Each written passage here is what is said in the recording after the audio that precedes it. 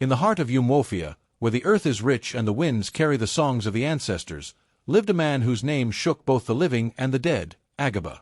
He was not just a man of flesh and blood. He was a bridge between two worlds, the land of men and the land of spirits. A powerful Dibia, a fearless leader, a keeper of traditions, Agaba's life was a light that guided many. His words were not taken lightly, for they carried the weight of unseen powers.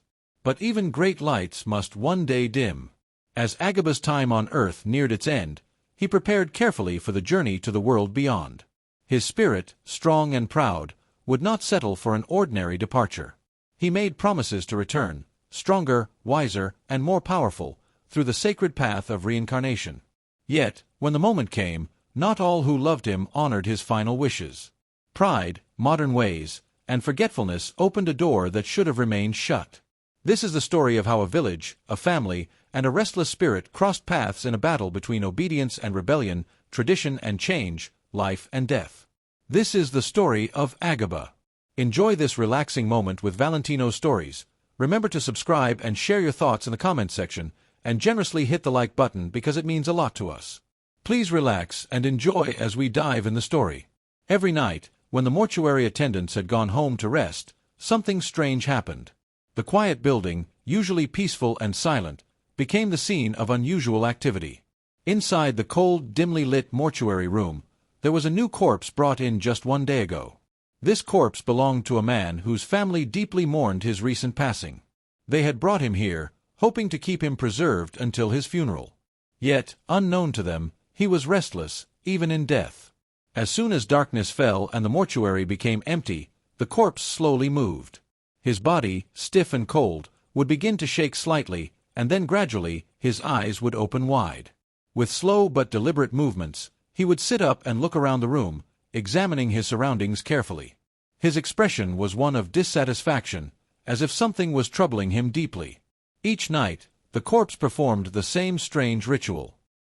He stood up slowly and moved towards the other corpses placed neatly on various tables and shelves within the mortuary. One by one, with surprising strength, he pushed them off their resting places and out into the corridor outside the mortuary room. He did this gently, but firmly, ensuring that every single corpse was outside and away from him. Once the room was empty except for himself, he returned to his own spot and laid down comfortably, appearing satisfied at last. The corridor outside would become cluttered with bodies, each placed haphazardly along the floor.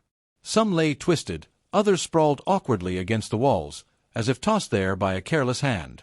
Despite the eerie sight, there was a peculiar calmness in the mortuary room, where the restless corpse finally lay alone, seemingly content. When morning came, the mortuary attendants arrived, expecting a normal, quiet day. Instead, they were greeted by a shocking and puzzling sight. The corridor was filled with bodies scattered everywhere, their orderly arrangement completely disrupted. The attendants looked at each other in confusion, scratching their heads and trying to understand how this could have happened. They asked each other countless questions. Who did this? How could it be possible? Did someone break in during the night? Feeling both confused and disturbed, they quickly began to investigate the matter. They inspected every room carefully, checking doors and windows for signs of forced entry, but found nothing unusual. Finally, they reached the mortuary room itself and cautiously opened the door. Inside, they saw a single corpse lying peacefully in the exact place they had left him the day before. He appeared entirely undisturbed, as if nothing strange had happened around him. Realizing immediately that the new corpse must be responsible, the attendants were baffled. How could a dead man move bodies? They did not understand it, yet they knew they had to restore order. Shaking their heads in disbelief, they gently reprimanded the corpse, as if dealing with a stubborn child, telling him sternly that he must behave. Then, somewhat nervously, they returned each body carefully back inside the mortuary room, rearranging them neatly once again. However, as they did their work, they whispered among themselves about the odd behavior of this new corpse. They wondered why he seemed so restless, what could possibly disturb the peace of a man already dead. They talked quietly about how they must handle this mysterious situation and decided they would watch more carefully in the future. Unbeknownst to them, their troubles had just begun. Each night would bring new disturbances and greater mysteries, as the restless corpse remained determined never to share his space again. The man who had caused such strange events in the mortuary was known in the village of Euchenna as Agaba. To the people, Agaba was not just another elder. He was a figure of great respect and, for some, even fear. From the time he was a young man, Agaba had stood out among his people. He was tall and strong, with broad shoulders and a deep booming voice that could silence a noisy crowd with just a few words. His presence alone commanded attention wherever he went. Agaba was a man rooted deeply in tradition. In a world where many had begun to forget the ways of their ancestors, Agaba stood firm like an ancient tree. He was known to defend the old customs without shame or fear. He would often tell the younger men and women, "The ways of our fathers are the road we must walk. If we leave the old road, we will surely get lost." His love for tradition was not just in words. Everything he did, from how he dressed to how he greeted people, reflected the ancient ways. But Agaba was more than just a traditionalist. He was a dibia, a spiritual man, a healer, and a seer. The people believed that Agaba had been blessed by the spirits to see what others could not see and to heal sicknesses that ordinary medicine could not cure. If a child was sick and normal herbs did not work, the family would carry the child to Agaba's house. If a young man was plagued by strange dreams, he would seek Agaba's guidance. If a farmer's crops withered for no clear reason, he would go to Agaba for help. Agaba never refused anyone who came to him in need. He would sit with them, listen carefully, and then perform sacred rites known only to the true dibias. His small shrine, located behind his house, was filled with many ancient objects: cowrie shells, clay pots, animal bones, and sacred plants. These items were tools he used to communicate with the unseen world. Some said Agaba could speak to the spirits of the ancestors and that they whispered secrets to him through the winds and the trees. Many villagers feared him, not because he was cruel, but because they knew his powers were real.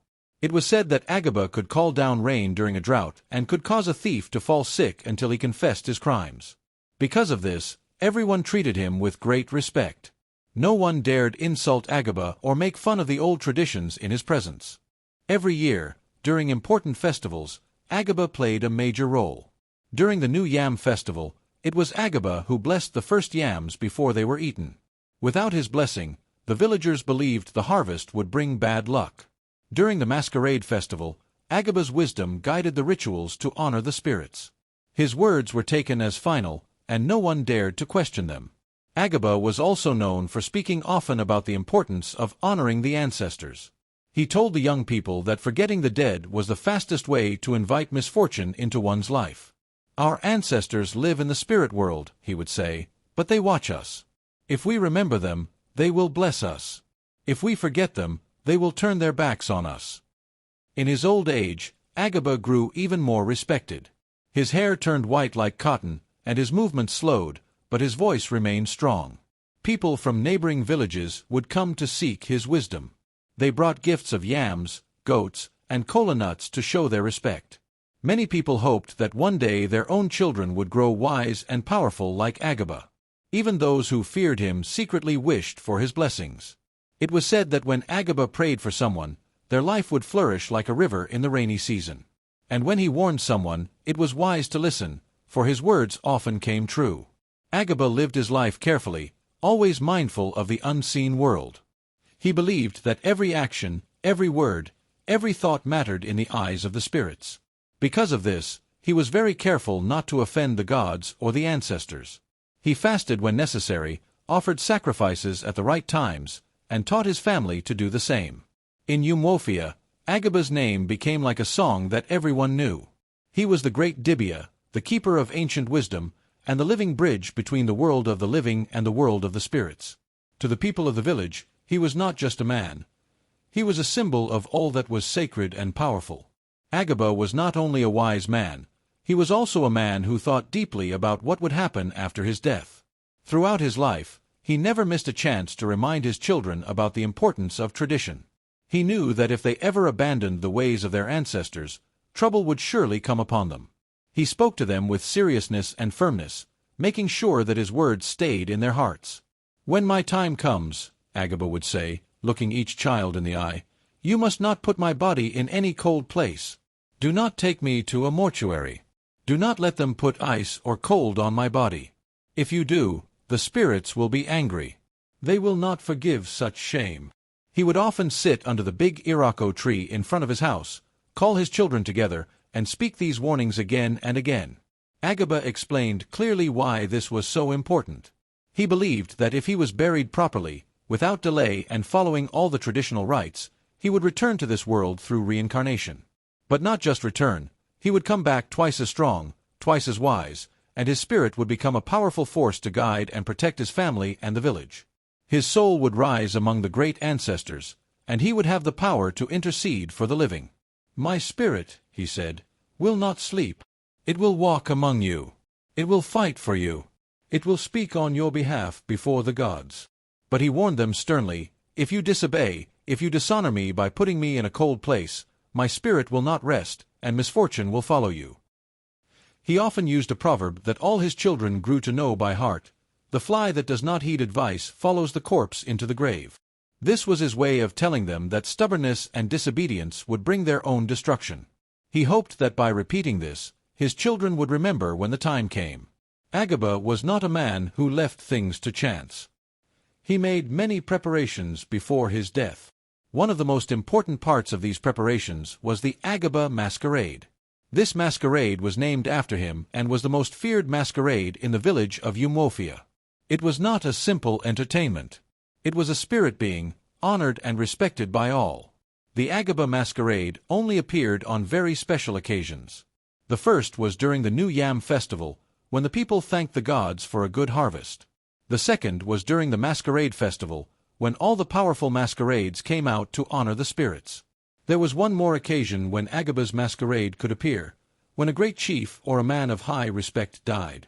In such a case, the presence of the Agaba masquerade was seen as a way of escorting the spirit of the dead man into the world of the ancestors. Agaba had instructed clearly that when he died, his masquerade must come out. Without it, his spirit would not be satisfied. The Agaba masquerade was feared not just for its appearance but for the power it carried. It wore a mask carved from sacred wood and covered its body with colorful yet terrifying cloth. It carried a long staff that it used to chase away evil spirits and to show its authority. Whenever the Agaba masquerade danced in the village square, people cleared the way. Even the bravest men bowed their heads. It was said that to stand in the way of the Agaba masquerade was to invite sickness or even death. Such was the respect it commanded. Knowing this, Agaba had already spoken to the elders of the masquerade society. He had made arrangements so that when his time came, the Agaba masquerade would appear to honor his crossing into the spirit world. He wanted his journey to the land of the ancestors to be strong and full of glory. It was part of the promise he had made to himself and to his forefathers, to leave the world properly and honorably. Agaba also spoke to his children about the rituals that needed to be performed. The grave must be dug in a certain way. His head must be placed facing the north, the direction of the ancestors. Beside his grave, ogilasai leaves must be burned, allowing the smoke to rise into the air. This smoke would guide his spirit and show it the path to the land of the ancestors. Everything had to be done properly. Any mistake, Agaba warned, would cause his spirit to wander restlessly between the worlds, unable to find peace. All of these instructions were given with love, but also with great seriousness. Agaba wanted his family to understand that honoring the dead was not just about showing respect. It was about protecting themselves from unseen dangers and ensuring that blessings continued to flow into their lives. He had lived his life carefully, never forgetting the ways of his ancestors. He wanted to be sure that even after death, he would continue to watch over his children and his people. Agaba's heart was full of hope that his family would obey him when the time came. He had done everything he could to prepare them. Now, it was up to them to listen and act wisely when the moment arrived. In the final years of his life, Agaba spent a lot of time with his youngest son, Euchenna. After the death of Agaba's beloved wife, Euchenna had remained by his side, offering comfort and company. Among all of Agaba's children, Euchenna was the one who listened the most, the one who understood the weight of the old man's words. Agaba trusted Euchenna deeply. He spoke to him about many things, about life, death, and the world of the spirits. He did not hide his feelings or keep secrets from him. He told him clearly that his time on earth was coming to an end. "My son," he would say, "my journey in this world is almost over. I have seen the signs, and I am at peace with it. Agaba's voice was always calm when he spoke of death, like a man discussing a journey to a familiar place. Agaba explained that death was not the end for a man like him. Instead, it was a door to another life. He told Euchenna that he had made careful arrangements for everything. "You must follow my instructions exactly as I have given them," he warned. "If you do, I will come back stronger and more powerful than ever before." He was certain that his spirit would not sleep but would walk proudly among the ancestors, guiding and protecting his family. One of Agaba's most important preparations was the digging of his own grave. He did not leave this sacred task for others to guess. Instead, he called laborers to his compound and showed them where to dig. He chose the spot carefully, under the great Euchenna tree where many important family gatherings had taken place. He stood over the workers as they dug the earth, instructing them at every step. He made it very clear to Euchenna how his body must be placed. "Lay my head toward the north," he said firmly. "That is where our ancestors await. And beside my grave, you must burn ogilassi leaves. Let their smoke rise freely into the air. It will guide my spirit and tell it where to go. I will be near, watching everything." Euchenna listened carefully, committing every detail to memory. He knew how important these instructions were. He knew that Agaba was not a man to make empty speeches. Every word carried meaning, and every action had its purpose. One evening, as they sat together outside the house, Euchenna gathered his courage and asked a question that had been troubling him. "Papa," he said carefully, "should we also place a cutlass and a broom inside your grave?" In many traditions, such tools were buried with the dead to protect them from evil spirits or enemies in the spirit world. Agaba laughed, a deep, hearty laugh that filled the air. It was a rare sound in those final days. Then he said, "No, my son. Those things are for people who fear death by mortal hands. I do not fear such things. No human can kill me. My flesh may perish, but my spirit will live on, untouched and unbeaten." He went on to explain that his death would only break his body, not his spirit. His ancestors were already waiting for him. They would welcome him into their great council, and in time he would return. "I will come back," Agaba said with a firm voice, "maybe through your child, or maybe through your brother's child. But you will see me again. My blood, my spirit, will not disappear." Hearing these words, Euchenna could not hold back his tears. He tried to blink them away, but they rolled down his cheeks. Agaba reached out and placed a strong hand on his son's shoulder. "Do not cry for me," he said gently. "I have lived a full and worthy life. I have done all that was asked of me by the spirits and by my people. What you must do now is live in a way that honors me. Be strong. Be wise. Be great." From that day on, Euchenna carried a heavy burden in his heart. He knew that when the time came, it would be his duty to ensure that everything was done exactly as Agaba had commanded. He understood that any mistake, any act of disobedience, could bring sorrow and misfortune not only upon himself but upon the whole family. Euchenna also knew that many would watch him, his brothers, his sisters, the villagers. Some might mock the old ways. Some might suggest easier, modern ways. But Euchenna was determined. He had made a silent promise to his father under the stars that night. He would not fail him. He would protect Agaba's spirit, honor his wishes, and make sure that the great man crossed into the spirit world with dignity and pride. For Euchenna, this was not just a responsibility. It was a sacred trust, a bond between a father and his son, stronger than even death itself. After Agaba's death, news spread quickly through the village of Euchenna and beyond. His children, living in different parts of the world, began to return home. Among them was Emeka, Agaba's eldest son, who had been living abroad for many years. Emeka was a man who had seen the ways of foreign lands. He wore smart clothes, spoke with a different accent, and walked with the confidence of someone used to city life. When Emeka arrived at the family compound, the house was filled with sadness. People came and went, mourning the loss of a great man. Euchenna, who had stayed by his father's side until the end, met Emeka at the entrance. They embraced, but there was heaviness in the air. Euchenna felt it in his heart. Something was not right. Soon, the brothers sat together to discuss the burial. Euchenna reminded Emeka about their father's final wishes. "Brother," Euchenna said quietly but firmly, Papa warned us many times. His body must not be kept in a mortuary.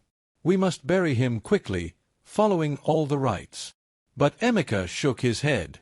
His face was firm, and his mind was made up. "We need time," he said. "Papa was a great man. We cannot bury him just like that. We must plan a big funeral, a ceremony that will show his greatness to the world. We need to invite people from far and near. We must give them time to come." Euchenna felt a cold fear settle in his chest. He remembered his father's words, full of warning and power. He remembered how Agaba had said that delay would anger the spirits. He tried again to reason with his brother.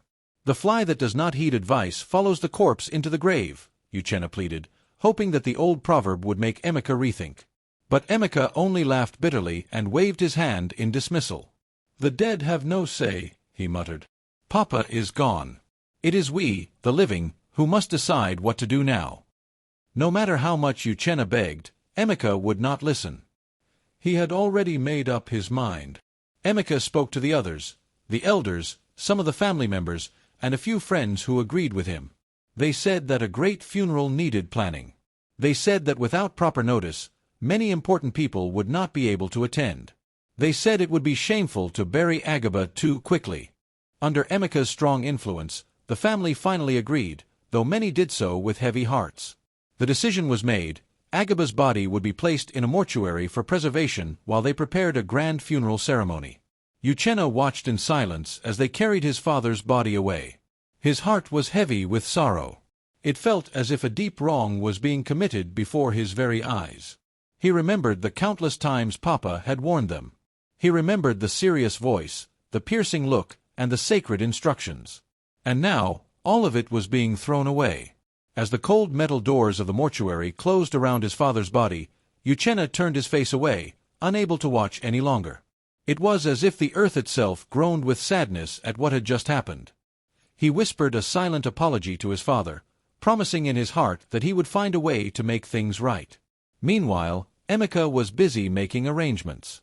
He sent messages to family members across the villages and towns. He hired people to prepare food, chairs, tents, and decorations. He ordered special clothes for himself and other family members. The funeral had to be grand, he kept saying. It had to be something people would talk about for years. But in all his planning, Emeka forgot one important thing: respect for the dead and obedience to sacred wishes. He saw only the glamour and honor of a big event, but failed to see the silent anger building up in the spirit world. He did not know that his actions had opened a door that should never have been touched. For Euchenna, every day that passed felt like a step deeper into darkness. He watched helplessly as the plans grew bigger, but so did his fears. He knew the spirits were watching. He knew Papa's soul was not at rest.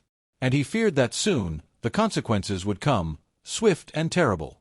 The mornings at the mortuary, once calm and uneventful, quickly turned into confusion and fear. Every day, when the mortuary attendants came to begin their work, they met a strange and frightening scene. Bodies that had been carefully arranged the day before were now lying all over the corridor. Some bodies were crumpled in corners, others lined up along the walls, and a few even sprawled across the entrance. The workers stood with wide eyes and open mouths, asking the same questions over and over again. "What happened?" they whispered. "Who moved these bodies? How is this possible?" They inspected the doors and windows, thinking maybe thieves or troublemakers had entered during the night. But everything was locked tight, just as they had left it. Their confusion grew when they checked the mortuary room itself. There, lying peacefully on one of the tables, was only one corpse, Agaba. His face was calm, and his body was undisturbed, as if he had slept through all the chaos. None of the other corpses remained inside the room. Only Agaba rested there, alone and comfortable. The attendants looked at each other with fear and understanding. It had to be him. Somehow, in ways they could not explain, this new corpse was behind the strange happenings. They whispered nervously, afraid to speak too loudly. But they knew they had to act. Thinking that discipline might stop the strange behavior, the workers decided to punish the corpse. They took up their canes and flogged Agaba's lifeless body with a few strokes. It felt foolish to punish a dead man, but they hoped it would make the disturbances stop. Afterward, They carefully carried all the bodies back into the room, placing them neatly in their original positions. But their hope was short-lived. The next morning, when the attendants arrived, they were faced with a worse situation. This time, Agaba's body was missing completely. The workers panicked. They searched every corner of the mortuary and the surroundings, but he was nowhere to be found. Their hearts pounded with fear. How could a dead body disappear into thin air? Later that same day, something even more unbelievable happened. As the attendants sat in confusion, trying to make sense of it all, they saw Agaba returning. But he was not empty-handed. In his arms, he carried bags filled with food and fruits. He looked unbothered and walked as if nothing was wrong. When questioned, Agaba casually explained that he had been hungry and needed food. So, he had gone out to get something to eat. The attendants were too shocked to even speak for a moment. How could a dead man feel hunger, walk the streets, and buy food? Their fear deepened. Determined to keep him inside the mortuary, they took stronger action. They brought out heavy iron chains and tied Agaba down securely to his resting table. They made sure the chains were tight, wrapping them around his hands and feet. They believed that this would surely stop him from wandering again. Yet, the next morning brought even greater terror. When the workers arrived and opened the mortuary door, they found the chains lying empty on the table. Agaba was gone once more. It was as if he had slipped away like smoke, leaving no trace behind. The attendants could barely stand from fear. Some of them wanted to resign and leave the mortuary work forever. News soon reached the nearby villages. Some people laughed in disbelief, others whispered in fear, believing that something powerful and dangerous was happening. Later that same day, Agaba appeared in a distant village market, far from the mortuary. He looked just like a living man, walking among the traders, examining goods, and chatting quietly. He bought akpa, a popular local snack, and seemed to be enjoying himself like any other market visitor. However, fate had another plan. Among the crowd was a man from Agaba's own village. The man stared hard at him, trying to believe his own eyes. When he was sure, he cried out Agaba's name loudly. "Agaba!" he shouted across the market. At that moment, fear seized the hearts of everyone around. People recognized the name. They knew that Agaba was supposed to be dead. In panic, market women dropped their baskets, traders abandoned their stalls, and buyers ran in every direction. Some stumbled and fell as they tried to flee. As for Agaba, he simply vanished again. One moment he was there, the next he was gone, leaving only fear and confusion behind. The market never returned to normal that day. Many who witnessed the event would speak of it for years to come, telling tales of the dead man who walked among the living. The strange news traveled quickly across the village of Euchenna and beyond. People talked in hushed voices about the dead man who walked through the market, bought food, and vanished into thin air. Fear grew in the hearts of everyone who heard the story. It was not long before the story reached Agaba's family. When the family heard about what had happened, deep sorrow and fear filled their hearts. They remembered Agaba's warnings, the strong words he had spoken again and again before he died. He had clearly instructed them never to delay his burial or place his body in a mortuary. He had warned them about the dangers of disrespecting the spirits. Now, they understood that they had made a terrible mistake. The family gathered together at the compound. The elders sat under the shade of the large tree, and the younger ones stood quietly, waiting. The air was heavy with guilt and regret. No one spoke loudly. They all knew that by ignoring Agaba's instructions, they had brought shame and danger upon themselves. Their fears soon became reality. One evening, while the family was still discussing what to do, Emeka, the eldest son, fell seriously ill. It happened suddenly, without any sign or warning. At first, they thought it was a common sickness. But when his condition worsened by the hour, they realized something far greater and darker was at work. Emeka's face grew pale, and he spoke of strange dreams, dreams filled with shadows and voices he could not understand. He became weaker and weaker, no medicine could help him, and none of the healers in the village could save him. Within a few short days, Emeka passed away, leaving the family broken and afraid. The elders wept bitterly. The younger ones cried silently. Everyone knew that Emeka's death was not ordinary. It was punishment. It was a sign that Agaba's spirit was not at peace, and that the ancestors were angry. Desperate for help, the family decided to seek the wisdom of a powerful seer. They traveled to a distant village where the seer lived.